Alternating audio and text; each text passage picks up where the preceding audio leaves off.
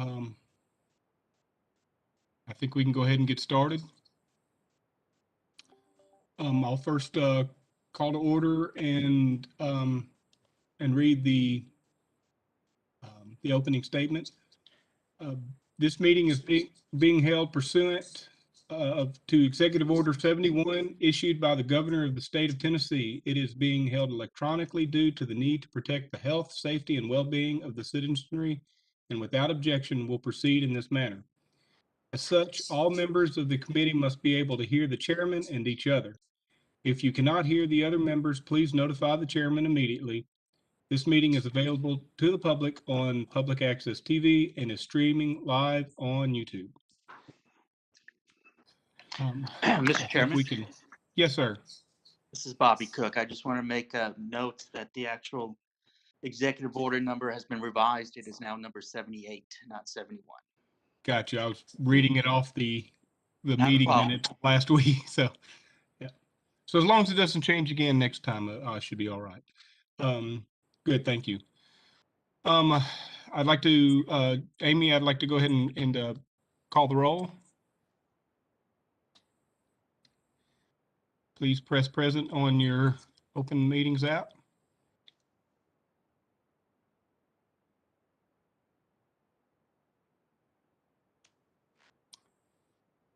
Commissioner Rainey?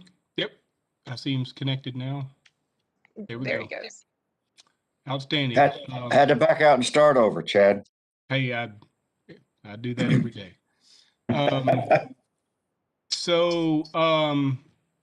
We have 7 members present, 0 absent. All right. We pull up the first. So I think the first order of business is to accept the meeting minutes of the 2/24 Property Committee meeting. Do I have a motion on the Open Meetings app? There we go. A motion to accept. Yeah, perfect. We got a motion and a second. Any issues, questions, or concerns with last month's meeting notes? Hearing none, let's please bring it to a vote.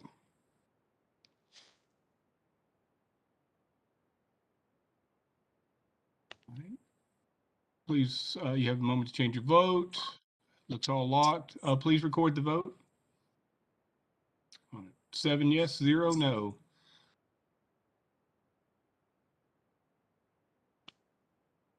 Thank you. All right, I'm pulling up the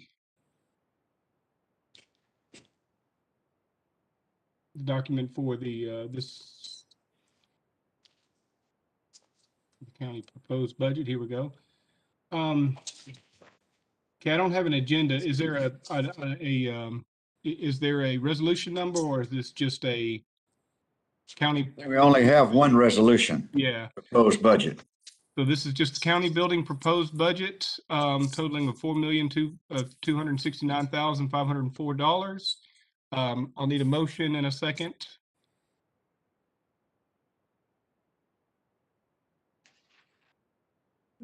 Yep, just right. All right, motion by Commissioner Smith, second by Ricky Jones. Explanation, please, Kevin. Yep. Board Chair and board members, this is Kevin Benson, the Director of Property Management. I hope all are well as we talk about the proposed budget for this coming county buildings year. I'll preference it by talking just overall about the increases across the entire personnel lines.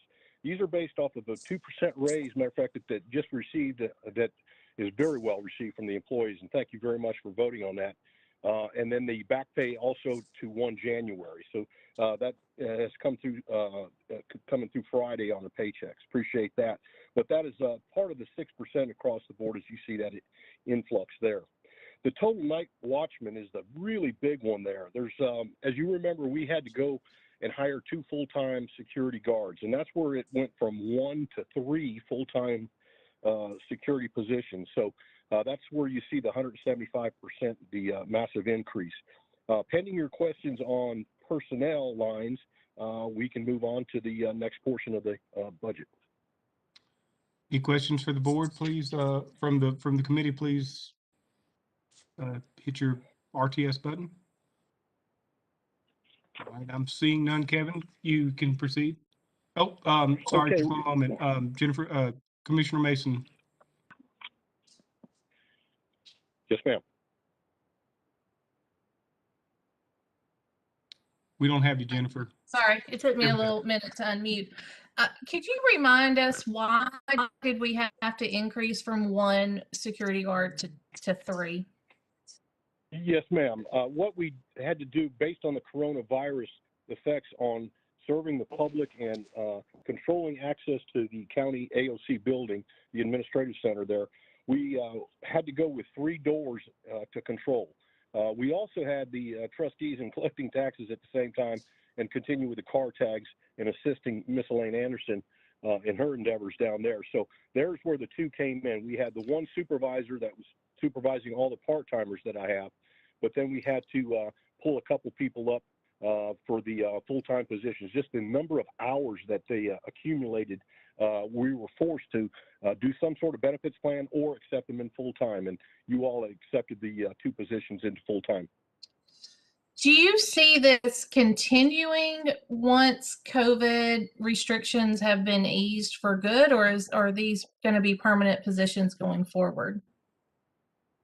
At this time, we are almost forced to add 1 more full-timer that came on board as well, and she was about September of last year. She came on and is accumulating the same amount of hours. So we were actually may be faced with 1 more full-time security. I do foresee at some point the COVID is gone. However, due to just the way the world is and security measures required, as we noted in just Georgia and Colorado, we continue to have that threat of a shooter, active shooter. So I can foresee to properly control the size of that facility to maintain those full-time positions just for security as a primary reason. All right, thank you very much. Yes, ma'am. Kevin, this is Commissioner Story. I do have a quick question. What are the hours of operation that they work from what time to what time? Right now, they work 5 days a week. The normal opening hours for the county center, we got them there half an hour early, so they work at 7:30 to 4:30. Really is the time frame that they work, and it's all while the county center is open and active. Hourly positions or salaried? I can't remember.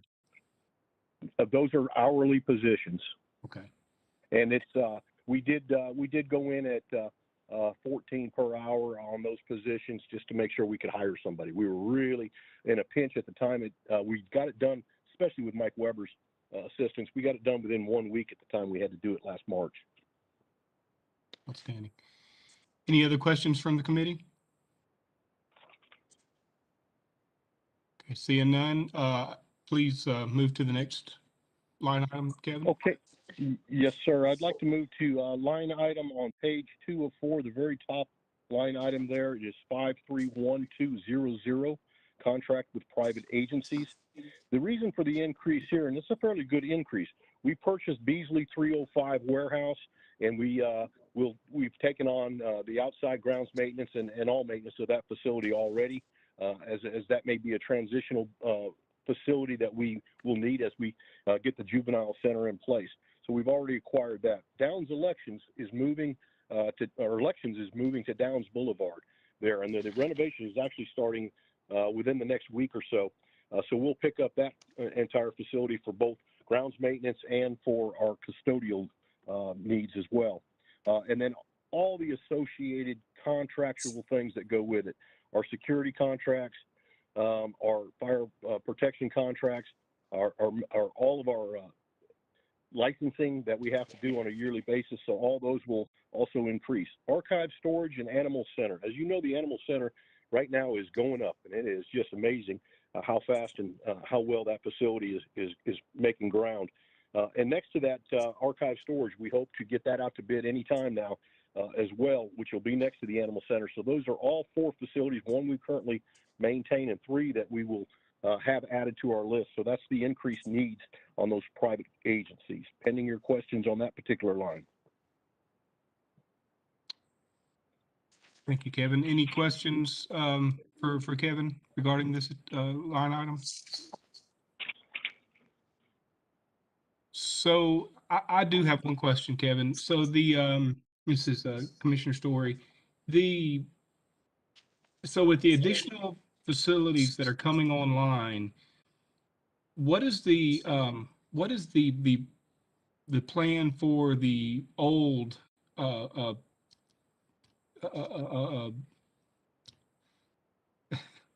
for some reason I just lost it. Animal Control Center. There you go.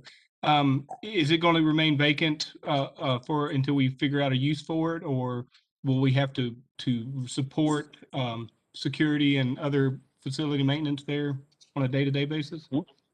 We'll maintain that facility until at some point the decision is made on which direction. It may be a surplus sale. Again, this is Roger's initiative that he would initiate, and we would then follow his guidance on. It may go to another department. It may go to the Board of Education, seeing that their entire campus is increased at that location. The facility itself is not in great condition at all, and being it was an animal center, if it's reused, it would most likely have to be gutted. We do have some problems in that area with sinkholes as well, so that has to be taken into consideration if we want to maintain the properties around there. Just for your information, that was a lime mine years ago, and that whole area there, we've had, well, since I've been on board for almost 6 years now, we've had 5 sinkholes in that general vicinity in that corner of Franklin. I hope that answers your question. Yeah. So are there full-time, is there going to be full-time facility maintenance people there, or we're just maintaining it for, grass and maintenance, not someone full-time at the facility? No, there should be no one full-time. It's just my techs checking the facility out. And currently right now, Parks and Recs has taken over the grounds maintenance of that area.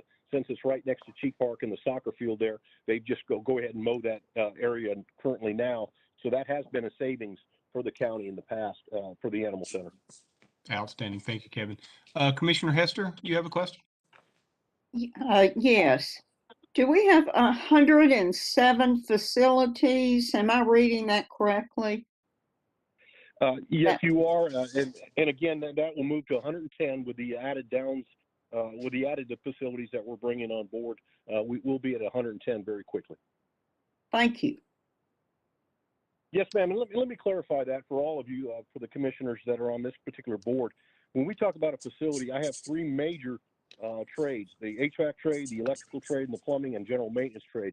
And so whenever we have a facility that's of the size and has those 3 trade requirements, we take that on in property management as a full facility. Okay. Thank you. Thank you. Any other questions? All right, seeing none, please proceed, Kevin. Okay, now the next thing I'd like to do is just talk about win-win situation here. In my 6 years, we have never had to, we've always had to request increases in natural gas and electricity, and/or I've had to make major shifts during the year to cover them based on how cold the winter was and how quick the spring came and the heat came. We right now have balanced our budget out because of the ESCO program that we did and are currently just finishing up with Schneider Electric. It's been a 2-year program, almost $18 million project. And the savings that we are getting right now has balanced my budget. It's tremendous. So we're already seeing the savings there, and we'll continue to look at how that looks over the next year. We may actually make certain declines, but with added facilities we have, they should be covered, and that's why you're not seeing any additional requests in the utility lines. So that's really all I would like to pass on to you all, and unless you have specific questions that I can expand on for you. Thank you, sir. So from the committee standpoint, are there any questions regarding the proposed budget? Any other item on the proposed budget? Okay, seeing none, I believe we're ready to vote.